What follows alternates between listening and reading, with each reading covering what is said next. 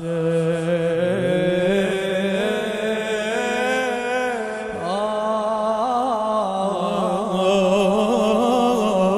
الله الرحمن الرحيم. رب اشرح لي صدري ويسر لي أمري واحلل عقدة من لساني يفقه قولي. Respected brothers and sisters, first I bid you all the Islamic greeting of Assalamu alaikum wa rahmatullahi ta'ala wa barakatuh. Walking is a physical movement that both humans and animals perform. It is a necessary tool that is developed in one's early life to seek their objectives in life. That is the purpose, or that is the motive for walking. It is considered to be the least expensive form of exercise and the one that is mostly available to everyone, despite their age. The best exercise, the cheapest exercise is walking. It's very simple.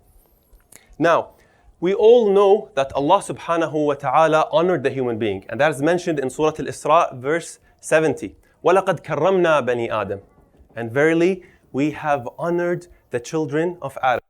This honoring of the children of Adam, the human being, is not limited to, just giving the amana, that we know, the covenant. But no, if you ponder, you'll notice that even in our movement, our transport, Allah subhanahu wa ta'ala honored us. Because we, the humans, when we are walking, we're walking up front. Our heads are high, with dignity, with honor. Unlike other animals which walk, some of them are crawling, some of them are bowing.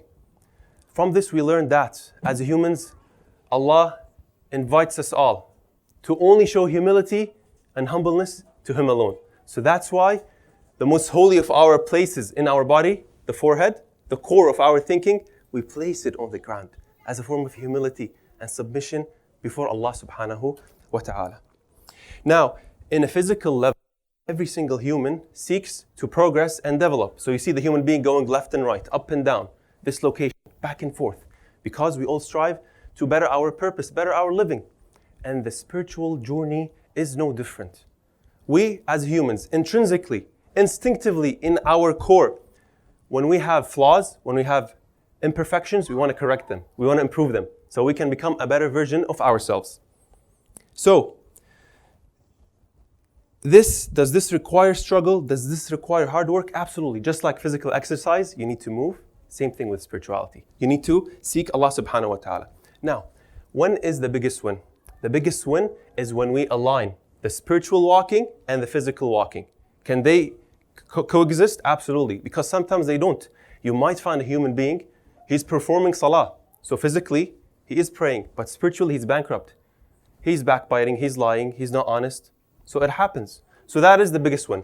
And Allah subhanahu wa ta'ala in Surah Al-Layl, verse 4, He says, إِنَّ سَعْيَكُمْ لَشَتَّى.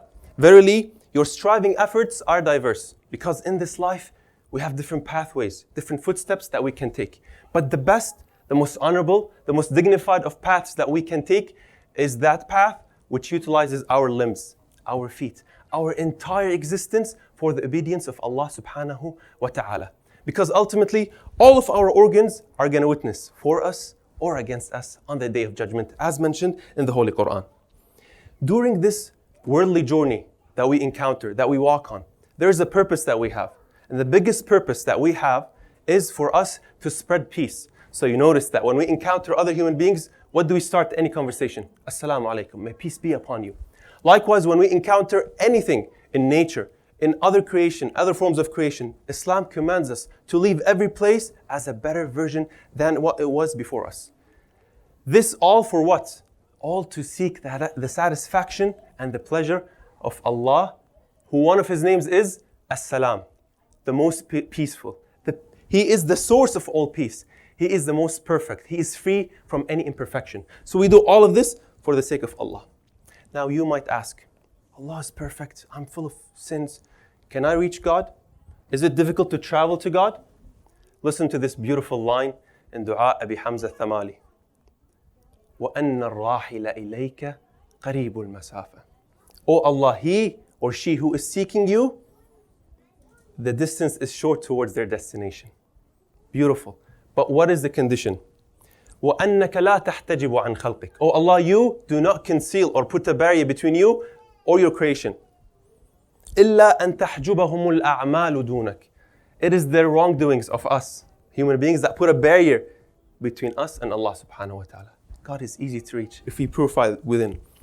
So in tonight's discussion, after this brief introduction, allow me to give you what I am thinking about sharing with all of you. Right now, there is a phenomenon happening in Karbala called the Walk of Arbaeen. It's a beautiful walk. So together, I want to understand, number one, what is Arbaeen? What is it all about? What's going on? Number two, why do people walk or visit Imam Hussain alayhi salam? What's special about this? And number three, what are some of the goals that we can aspire to gain, some lessons that we can learn from Arbaeen and the tragedy of Karbala in general? We'll answer, inshallah, these questions after your very, very loud salat ala Muhammad wa ali Muhammad. What is Arbaeen? Imam Hussain alayhi salam is the grandson of the Holy Prophet. He spent his entire life and devoted it to walk towards God, to seek His obedience, to observe His pleasure, to command us all to advocate for His rights, for His principles, for His values that Allah subhanahu wa ta'ala asked from us. He was an intermediary. He devoted his entire life for Allah subhanahu wa ta'ala. And amongst the principles that he fought for so ever hardly until the last droplet of his body was the principle of justice and peace, a principle that is universal to all humanity. And for that very reason, he was brutally martyred. And his companions too, his children, his women were taken as captives to a very far land, all because he stood for justice. Since that day, since the day Imam Hussain was martyred, until this very day, tyrants, oppressors, dictators came, tried their very best to put any barrier to prevent people, lovers of truth, seekers of justice, to Imam Hussain.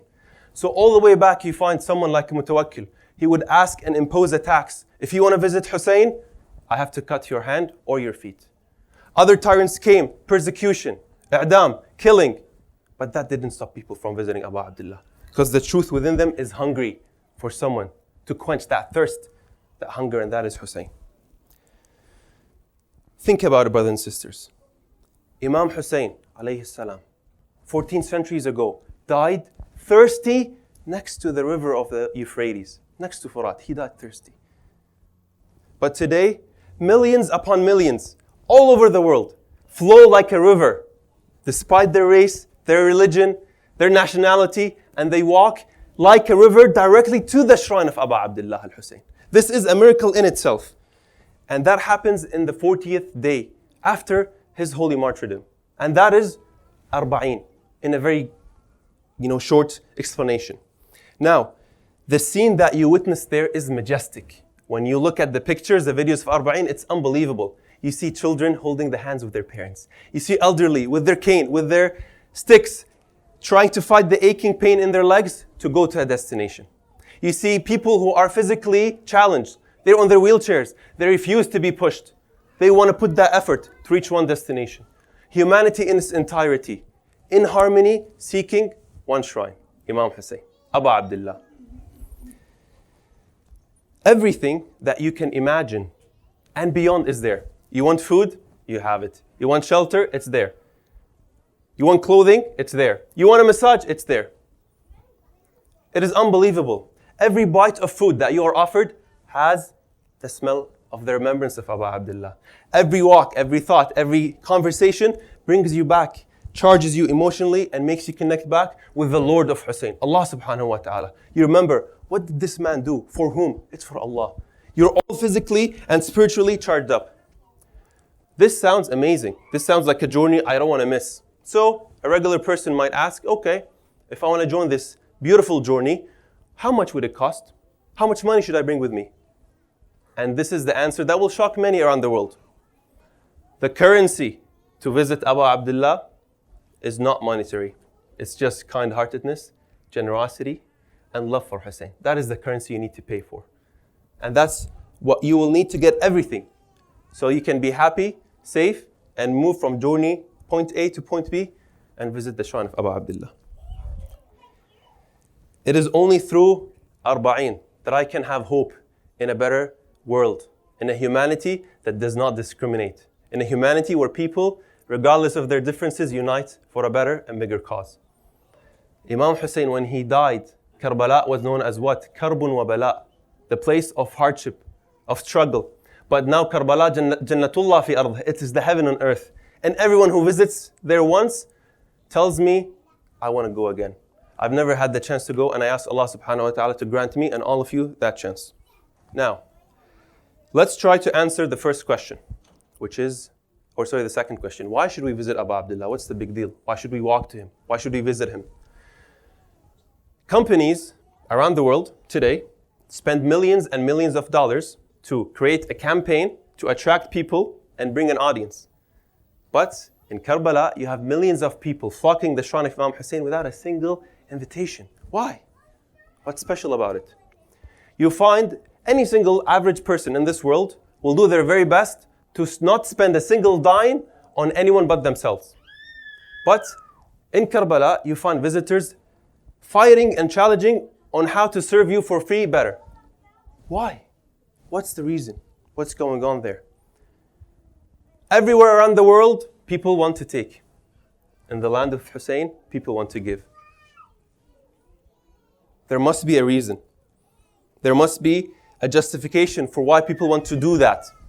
Now, a lot of the scholars, speakers would go to one direction and focus on it. And that is the merits, the reward, the hasanat, the thawab that you get from visiting Imam Hussain. This is how many hasanat you're going to get. This is how many sins you're going to be forgiven. But for me, tonight, my goal is not that, brothers and sisters. Because I believe if we all open our hearts, use the power of our intellect and hearts and soundness of the hearts, you will find, after you ponder on the sacrifices that Imam Hussain have done for us, you need no other incentive to go visit him. You need nothing. You just magically want to be there. So tonight, I will try to give 5 different reasons on why people visit or walk to Imam Hussain. Okay, so let's start with answer number 1. Humans in general, regardless of their culture, religion, belief, they like to commemorate important events, important people. So for example, you have something like Martin Luther King Day, Remembrance Day, National Day. People want to remember important things, events, people. Now, if you think about it rationally, Allah subhanahu wa ta'ala gave us the gift of forgetting. And what do I mean by that? See, when a normal, regular human being dies, you are sorrowful, you're sad. But with the passage of time, the remembrance slowly diminishes, right? But there's an exception. There's an exceptionalist group of people who it's the complete opposite. After their death, the remembrance increases and it reaches all of humanity. What is the special characteristics of such people? Typically, these people, they go above and beyond. They are not limiting themselves to their nation or their tribe or their family. They reach out to others. They transcend humanity. They shift humanity to a different level. They advocate universal values. So because of that, people around the world do not look at them as symbols of a nation, but as a global figure, as a worldly hero. So we find that everyone comes to their remembrance. And I give you an example, like Martin Luther King, right? Now, this is exactly the category that Imam Hussain came and falls under. I just came to seek reformation. Reformation, there was nothing about Islam, no Muslims. It's about bringing principles of humanity and justice. So no wonder today you have millions around the world, commemorating him. Abu Zainab just recited Ziyarat Al-Arbaeen. Have we pondered on this beautiful, powerful line? وَبَذَلَ مُهْجَتَهُ فِيكِ. Do you know what that means? We are saying Imam Hussain has gave, you know what muhja is? It's the blood of the heart. Imam Hussain gave the blood of his heart. Why? لِيَسْتَنْقِذَ بِهِ عِبَادَكَ. To save your servants. From what? مِنَ الْجَهَالَةِ وَحَيْرَةِ الضَّلَالَةِ. From ignorance. From ignorance. And the confusion of deviation. That was Hussain. That's what he stood for. So I am really sorry. If you want to, honor a king, a personality, do that. I want to do the same for this man. Because he stood for me. He stood for values that I align with. So I want to walk to him. I want to visit him. That's number 1. Number 2, walking in general is a sign of humility and humbleness. Okay? In this worldly life, let me give you an example. You see, if a president comes, he lands from the plane, they usually don't just rush into the car. There is a ceremony, there's people walking, greeting them, hello, assalamu alaikum, hawala shuma, all that stuff, and they come in there, right? And then they leave. So there is some sort of respect. There's some sort of walk, respect to show them, okay? That's just a worldly example. Let's look at a role model of ours, Imam Hassan alayhi salam. Imam Hassan alayhi salam has a very beautiful line. He says, إني لأستحي من ربي أن ألقاه وأنا غير ماش إلى بيته. What he means is, I feel very embarrassed and shy from Allah subhanahu wa ta'ala that I meet him one day and I have not walked to his house. So you know what he did? Imam Hassan alayhi salam walked 20 times, performed Hajj walking from Medina to Mecca. And he manifests a verse in the Holy Quran. وَأَذِّن فِي النَّاسِ بِالْحَجِّ يَأْتُوكَ رِجَالًا وَعَلَى كُلِّ ضَامِرٍ يَأْتِينَ مِنْ كُلِّ فَجٍّ عَمِيقٍ. Proclaim the call of Hajj and people will come walking. Rijalan doesn't mean men, but walking. Now you might say, why does God ask people to walk? What's the specialty with walking? You see, we know a rule, general rule, al-ajru ala qadri al-mashaqqa, right? The reward is equivalent, is because God is just equivalent to the, struggle that you put in. So for example, if we are fasting in the month of Ramadan and it's long summer hours, the reward is different than if it was winter. If you're performing wudu and it's shivering cold and you're still putting that water on, ablution to pray to Allah, the reward is different. So Allah favors walking on other means of transport because it shows humility. That's why, Imam Hassan was walking to Allah subhanahu wa ta'ala. Now, let me ask you this. How much trouble did Imam Hussain alayhi salam had to face that only 60 years after the hijrah of the Holy Prophet, he had to be butchered and cut into pieces in the plains of Karbala? What sort of difficulties did he have to go through? What sort of troubles he had to go? All for what? All to preserve the house of God. Isn't he the one who says, "Ana ibnu Makkah wa Mina"? He is the son who was born and raised in Mecca, in Medina. He is the one that introduced us all Dua Arafah, that we recite in the day of Arafah, and we understand the spirituality of Hajj.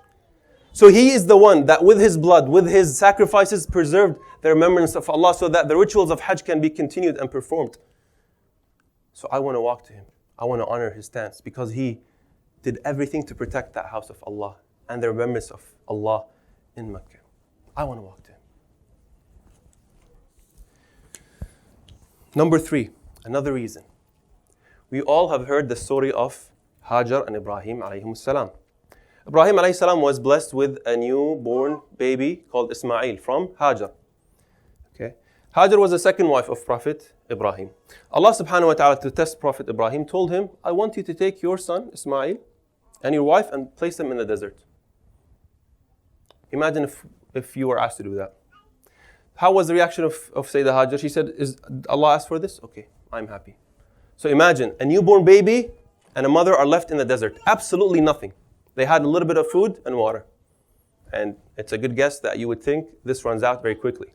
After this runs out, Hajar alayhi salam, like a devoted mother, did not just sit there and do nothing. She had faith in Allah, but she still put in the work. So she went to Safa, looking for food. And then she went to Marwa. Water, any signs. She did that 7 times. And Allah honors that struggle because it was with pure faith and devotion to Allah. So what happens? Now, there is no Muslim on the face of this planet, thousands of years after this move, that cannot perform Hajj or Umrah without mimicking the steps of Hajar alayhi salam. Right? And there's a verse in this. Inna Safa wal Marwata min sha'airillah. Allah said this is a symbol and sign of Allah. This walk. Isn't that amazing? Now let me tell you this. At least Ismail alayhi salam, when he was thirsty and he hit the ground, water came out. But the camp of Imam Hussain, all the children, when they were shouting, Al-Atash, Al-Atash, what did they get? They get nothing but the blood of the martyrs. Sayyidah Zainab alayhi salam was also hayrana. She was also lost, confused. But she was not running from mountain to mountain. She was running from burning tent to another burning tent. Ismail and Hajar alayhim salam later on have been blessed with people who came to protect them. Allah sent people for them with kindness, with love. But what sort of people did He send to Zainab alayhi salam? Vicious enemies who took her and the entire camp of Imam Hussain, from women and children as captives, and taking them from Karbala all the way to Sham. So do you want to tell me that Allah wouldn't want to honor their steps? I will never, ever, ever understand the struggles that they went through. Absolutely never. But allow me to just walk these few little kilometers when it's hot and just try to imagine what sort of pain did these people, these families, family members of the Holy Prophet done to just save this message so it can reach me? You and I, when we travel in car, airplane, 1 hour, 2 hours, AC is on, oh, we need to pray qasr because we're too tired. We need sometimes that push of pain, that dose of pain to just really think and ponder about what went through the family of the Holy Prophet just to save the message of Islam. Let me give you another beautiful reflection. That's number 4. That's another 4th proof. If you ponder in the Holy Quran, we notice that Allah subhanahu wa ta'ala obviously sent a lot of prophets, right? To call upon His remembrance and to believe in the unity of Allah subhanahu wa ta'ala, the principle of Tawheed. Now usually in this world, if you do a favor, you ask for a return, right? But there was something common in all of these prophets. In Surah Al-Shu'ara alone 5 times it was mentioned. The same exact verse mentioned by different prophets. وَمَا أَسْأَلُكُمْ عَلَيْهِ مِنْ أَجْرٍ إِنْ أَجْرِيَ إِلَّا عَلَى رَبِّ الْعَالَمِينَ. People, for me conveying the message to you, I do not want any reward. My reward is with the Lord of the worlds, Allah subhanahu wa ta'ala. This changed when the final messenger, the seal of prophethood came, delivered the message of Islam, things changed. When they asked him, "Oh, Holy Prophet, what is the reward? How can we thank you?" Surah Al-Shura, verse 23. قُلْ لَا أَسْأَلُكُمْ عَلَيْهِ أَجْرًا إِلَّا الْمَوَدَّةَ فِي الْقُرْبَى. I do not ask for any reward, any return, but to show love to my close relatives. And if we all think about it, we might assume that the Holy Prophet was asking us, but he was giving us. The Prophet wasn't asking us, but he was giving us a reminder that I have a family that if you hold tight to, just like you hold tight to the Quran, the 2 weighty things, then you will be saved. So he was not asking. The Holy Prophet was giving us. So I want to show love to the family of the Holy Prophet. And we know that those who die as martyrs are still alive. And one way to show love is to visit the one that is dear to your heart. So I want to visit Imam Hussain. I want to walk to him. I want to show my love. I want to manifest that devotion by walking to him. So that's the 4th reason.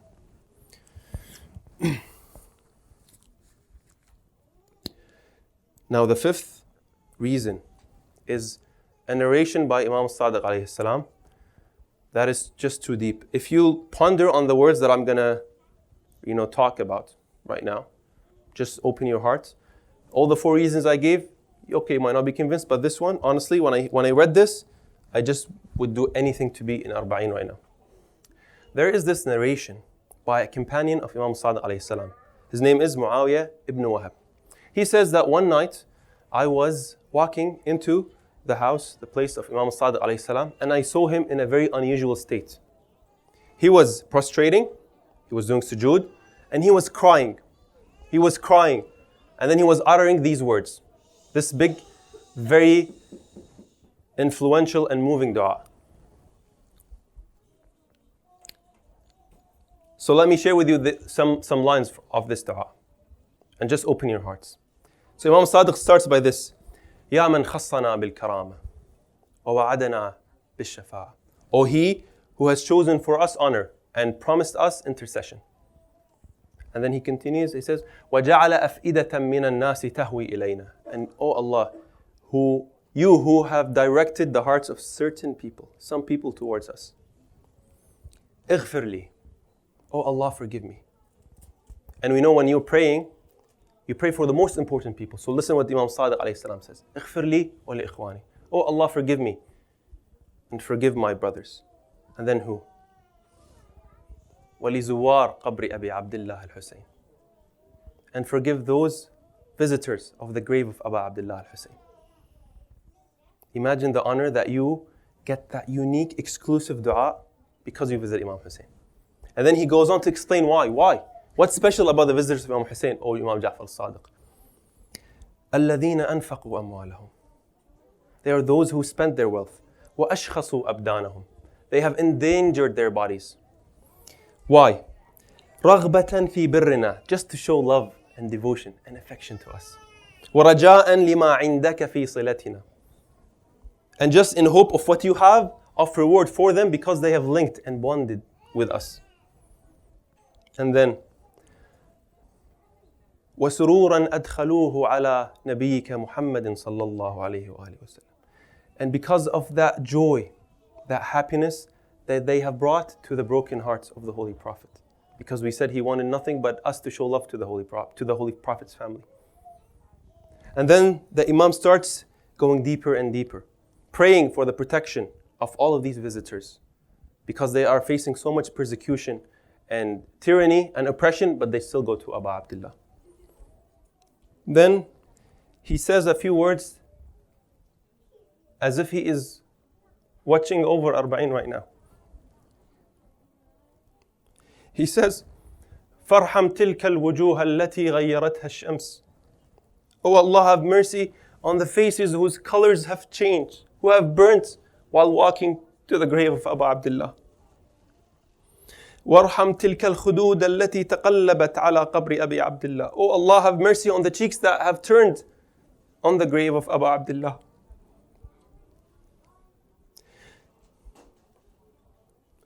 وَارْحَمْ تِلْكَ الْعُيُونَ التي جرت دموعها رحمة لنا. Oh Allah, have mercy on the tears that come from the eyes of people who show kindness and love to us.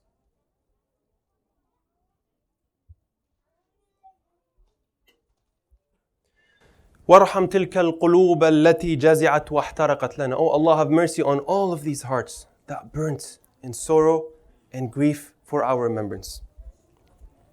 And then he says a very powerful closing remark. What does Imam Sadiq close this beautiful dua? Allahumma inni astawdi'uka tilka al-anfus wa tilka al-abdan. Oh Allah, I entrust these souls and these bodies to you. Only you, oh Allah. You take care of these bodies. Until when? حتى ترويهم من الحوض يوم العطش. Until you quench their thirst in the day of thirst. In the Nahar of Kawthar. I don't know about you, brothers and sisters, but I do anything to be included in this dua. I do anything to be honored so that I can fall under that category, and I'm very far from that. But to have a dua that is exclusively devoted to a visitor of Imam Hussain, that is an honor that you don't need any further incentive for. It's one thing to ponder on history, but it's another thing to learn and derive lessons in the future. What can we do today? What can we learn about Ashura and Arbaeen that can help us in 2018?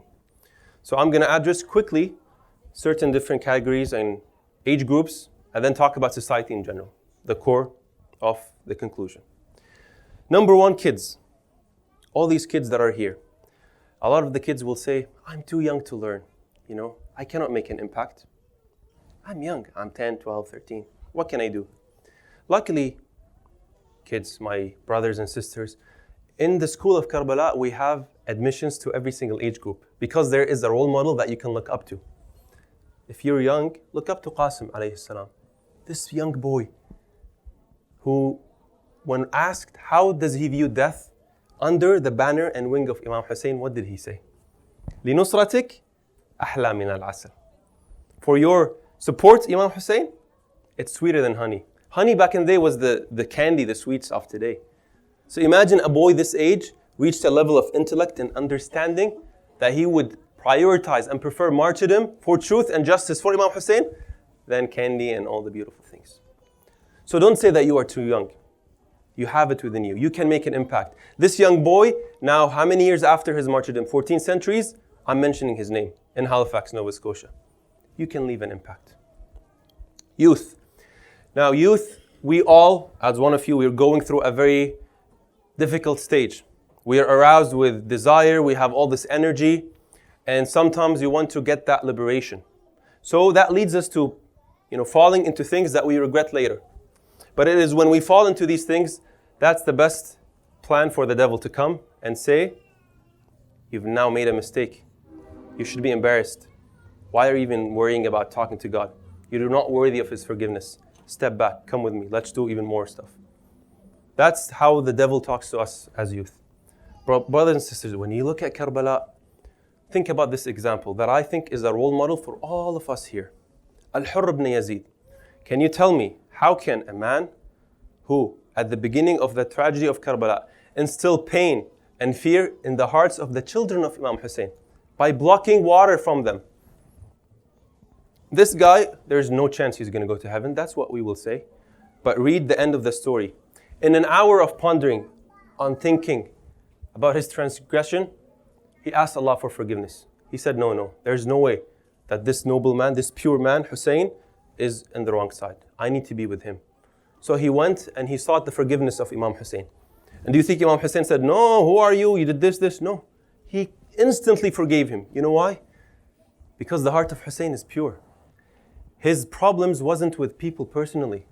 He had no problem with them. He just wanted to advocate the principles and values of justice. So if you believe in the message, he has no problem with you at all. There is no personal issues. Instantly he forgives. So do you think that Allah subhanahu wa ta'ala is any different? There is a beautiful verse or a portion of the verse in the Quran that says, Inna Allah yuhibbu tawabin. Allah loves those who constantly make mistakes. I'm a person, if someone does a mistake to me, one time I'll forgive, second time, maybe third time, no way. Khalas, I've reached my limit. But don't think Allah is the same. No. Allah is different. He's the most merciful. So He can do thousands of mistakes, but if you sincerely seek His forgiveness, He will. But that doesn't mean we belittle Him. That doesn't mean we take Him lightly. Because the other part of this story is, let's, as youth, comprehend and think about what are we doing with our time. How many of us like to spend some hours on YouTube looking at the late night shows, the discussions, the interviews with the celebrities, with the athletes, with the models, with the actresses, and we are just eager, we're hungry, what are they going to say? We're not realizing that we are opening our minds, which is a field, which is a garden, that we can plant any seeds in. We're giving exposure to such people, to share whatever. It can be good, it can be bad. We slowly get desensitized, and sometimes you just want to copy them. Now, why is it that we don't do the same when it comes to Allah subhanahu wa ta'ala? He has sent the Holy Prophet, the best of creation. He has sent the Ahlul Bayt. Why, when they are mentioned, we don't care? Why, when they are remembered, we don't want to come and listen? Why don't we want to walk on their path? Trust me, brothers and sisters, if you open your heart to them, you are going to be ghani, rich, to even worry about all sorts of people. That doesn't mean you don't give attention, but if you go on YouTube today and just look at the trending videos, you know what I'm going to talk about. Look at what people in this world are watching. It's just mind-boggling. You can do a beautiful lecture by a prominent scholar. If you get 200 views, that's a mu'jiza. And a video clip of rapping that is absolutely pointless. 200 million people share, people talk about it. But when it comes to the haqq, Ahlul Bayt, truth, my identity, it's between me and God, sorry. See you later. Why? Be proud, be proud. Be proud to be Husseini. It's an honor. It's a shield against anything in life. After this, women. I always like to speak and defend women because I believe in it. Because that's what Islam advocates for. Women are not to be sidelined. They are a pillar for the advancement of humanity. Imam Hussein, before going to Karbala, he was asked, why are you bringing your women?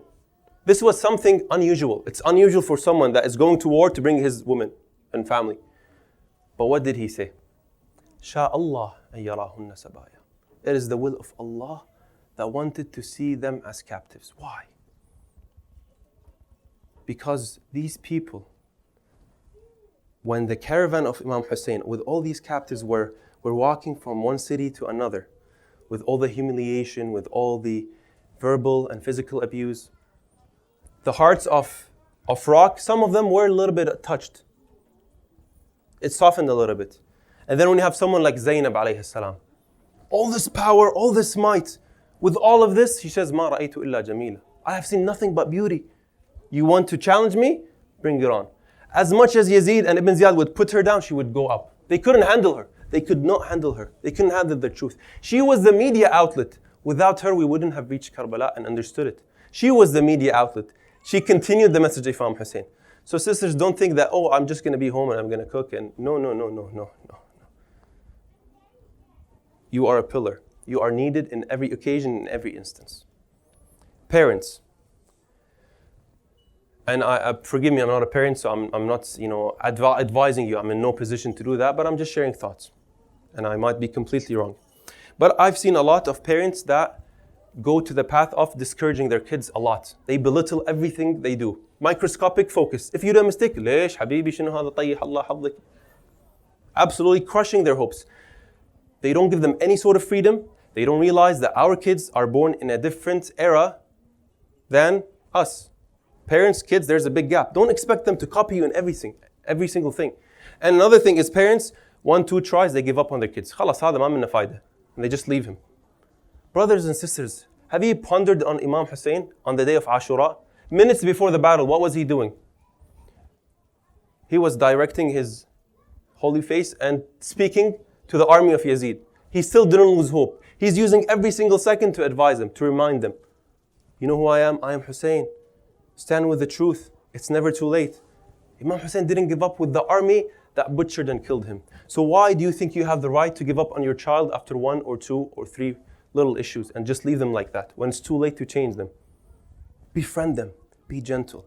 The days, and I keep saying that, the days where we are threatened to do things are over. Kids now have a very high intellectual capacity. Befriend them. I'm not saying be lenient, but be moderate. Realize that they have a mind, let them express, let them do some mistakes because that's the only way they're going to learn. And don't, boss them around. Give them some room. And I promise you they're going to make a change. But, don't give up on them. Now the last part is society. I'll talk about 3 very, hopefully quick, but very important points that we can learn from the tragedy of Karbala about society. Number 1, we have recited the ziyarah of Ashura numerous times, right? There is a line that really touched me, where we say in this dua, "Inni silmun liman salamakum," and then shortly after, "Wa waliyun liman walakum." I am at peace with those who are at peace with you, and I'm a friend of those who are friends of yours. Have you thought, who are these people? Who are those people who are friends and lovers of Ahlul Bayt? Isn't that our community? Isn't that our brothers and sisters? Aren't we making an oath, a devotion that we should love one another? We should have each other's back? The Holy Prophet has an absolutely amazing hadith. He says, لَن تَدْخُلُوا الْجَنَّةَ حَتَّى تُؤْمِنُوا. O believers, you're not going to enter heaven until you have faith, until you believe.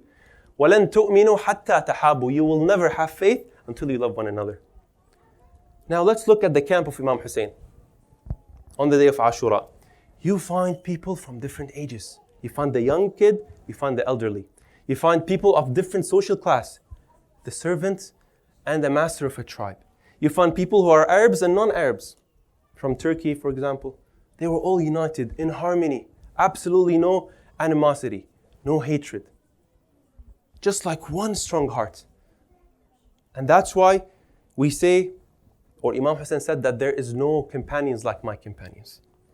Right? There's no companions like my companions. There's another statement that we say. We say, Ya laytana kunna ma'akum. Oh Allah, we wish that we were there with the companions of Imam Hussain. That is a beautiful wish to have. But have we thought about the responsibility that comes with saying this statement?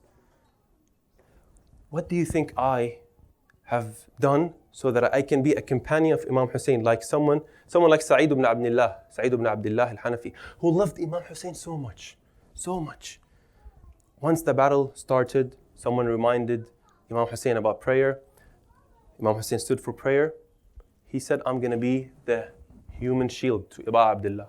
Let him pray, I'll just stand there. Every single arrow, spear, I'm going to protect him. I'm going to give everything for this man. I love him so much. And once the salah of Imam Hussain was over, he just asked Imam Hussain, are you pleased with me? هل أديت حقك? Did I give you your right? Imam Hussain was very pleased with him. So what do you think have I offered? Can I take a spear or arrow for Imam Hussain? How many of his principles and values that I didn't share with humanity, but just with my brothers and sisters? So think, when we read these ziyaras, there are words, they should really ignite us, move us, shake us. And we should translate that into action. That's number 1. Number 2, volunteerism. Arbaeen right now is the largest peaceful gathering in the world. Millions upon millions of people. And it is proof that volunteerism makes miracles. Because if you have a legal system that imposes you to pay money to do volunteering, it's one thing. But when you, from your own heart and kindness, want to give time, money, you're going to create miracles. Everyone yearns for Arbaeen, right? Because there's a special vibe and atmosphere in the heart. But what is stopping us from mimicking that environment, at least a little bit, in our centers?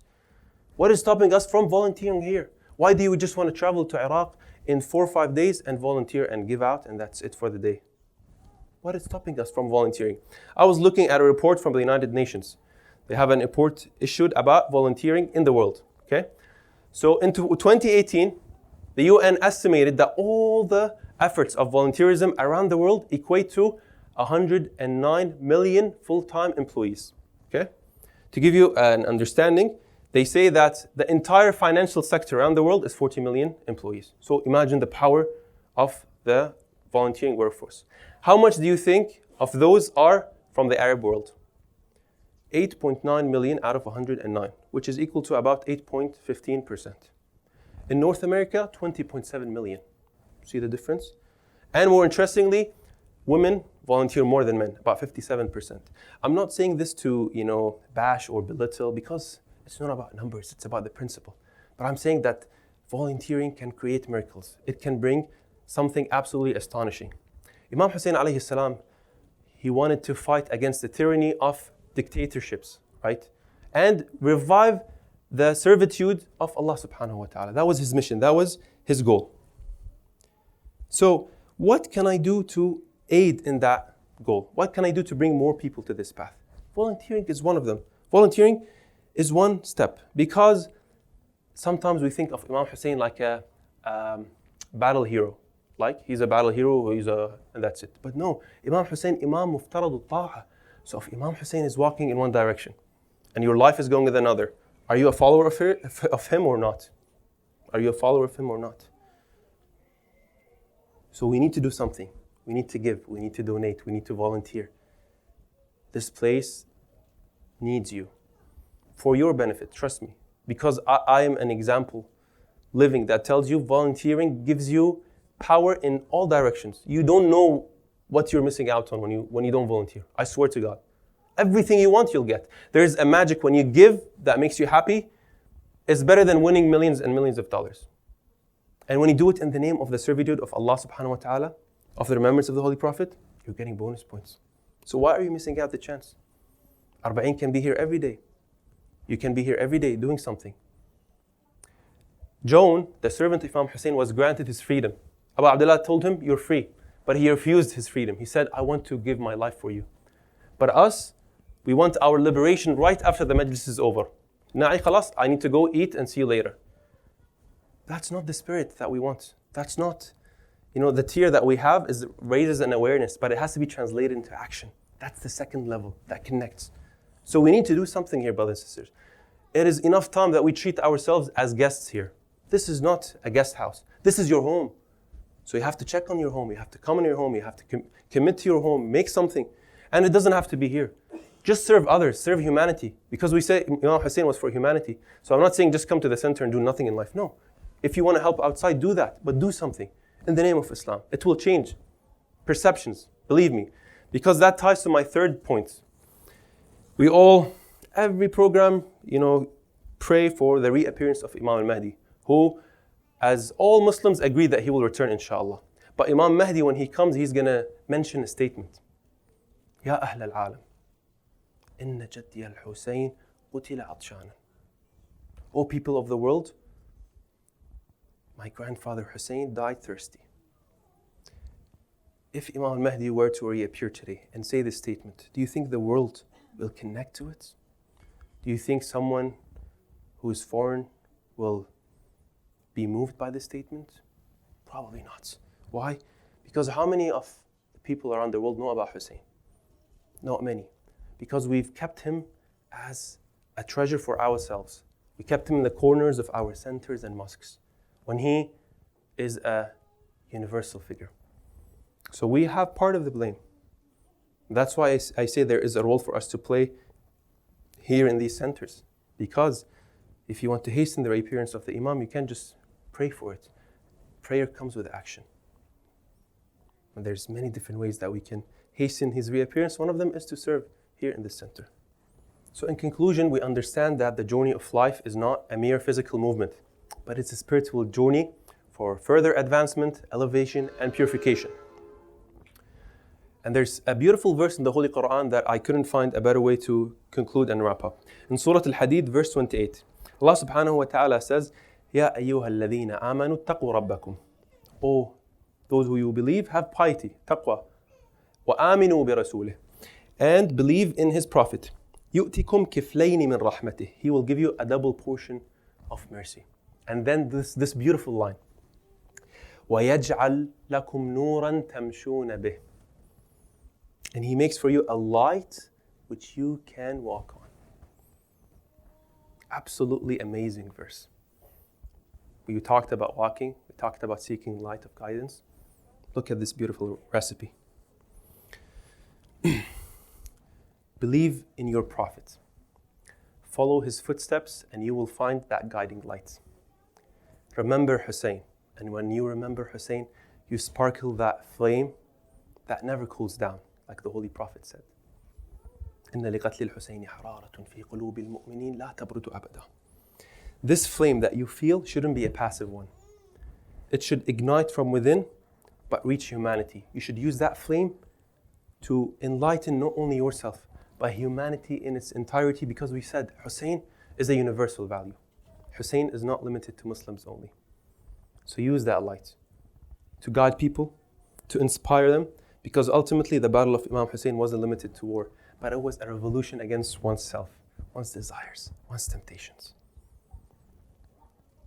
اللهم اجعل محياي محيا محمد وآل محمد ومماتي ممات محمد وآل محمد. Oh Allah, make my lifetime the same way in the footsteps of Muhammad wa Ali Muhammad, and allow me to die on their principles and values. Sallu ala Muhammad wa Ali Muhammad.